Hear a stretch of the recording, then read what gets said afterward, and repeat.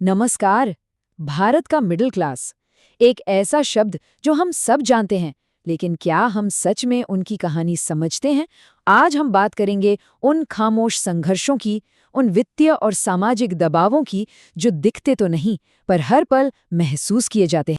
अक्सर कहा जाता है कि भारत का जो मिडिल क्लास है वो हमारी इकोनॉमी की बैकबोन है, यानी रीढ़ की हड्डी। ये एक बहुत आम सोच है और आज हम अपनी चर्चा की शुरुआत इसी सोच से करेंगे।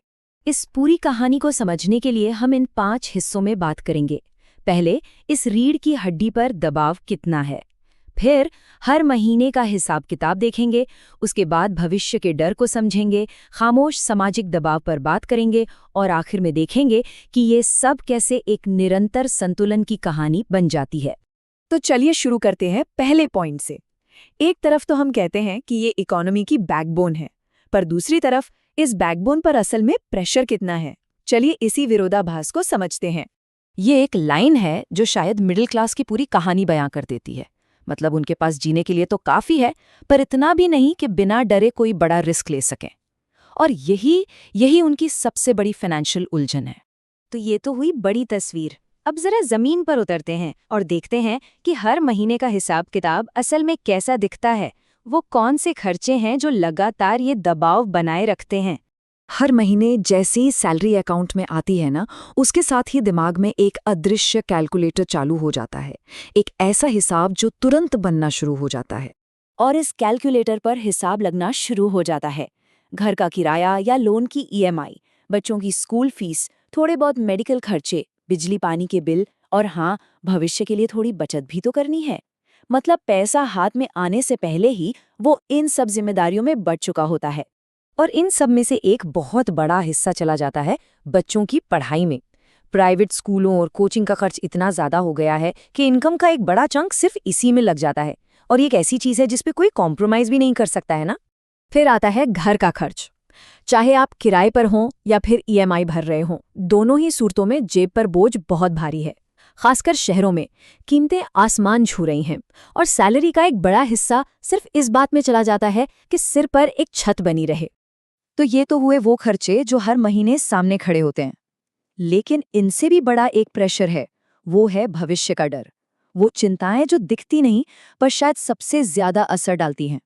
असल में सबसे बड़ा प्रेशर आज के खर्चों का नहीं है। सबसे बड़ा प्रेशर है उस व्हाट इफ का, कि आगे क्या होगा। और यही एक सवाल उनके हर फैसले पर हावी रहता है। और ये डर मन में कई सवाल पैदा करता है, जैसे क्या होगा अगर परिवार में अचानक कोई मेडिकल इमरजेंसी आ गई? क्या होगा अगर नौकरी चली गई, जो इनकम का अकेला सोर्स है? और क्या होगा अगर कोई ऐसी बड़ी बीमारी हो गई जो सालों की जमा पूंजी एक झटके में खत्म कर दे? और जानते हैं इसी डर का नतीजा क्या होता है?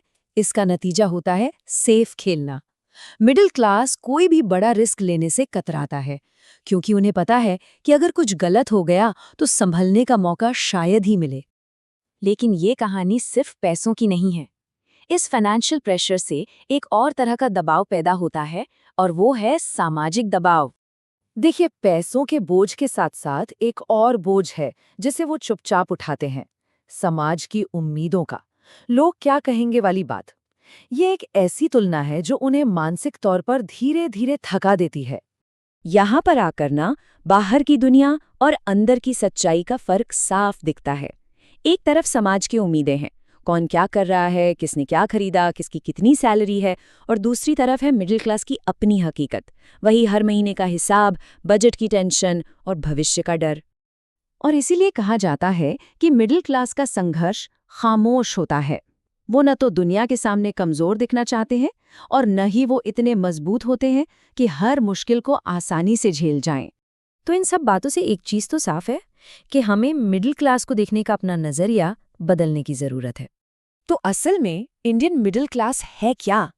ये सिर्फ एक इनकम ग्रुप नहीं है। ये सपनों और हकीकत के बीच लगातार बैलेंस बनाने की एक कोशिश का नाम है। ये उनकी रोज की सच्चाई है, सिर्फ आंकड़ों का खेल नहीं। तो आखिर में एक सवाल सोचना बनता है, अगर हमारी इकोनॉमी की बैकबोन यानी रीढ़ की हड्डी खुद ही हर पल एक नाजुक बैलेंस पर टिकी हुई है, तो फिर ये हमारी पूरी बुनियाद के बारे में क्या बताता है?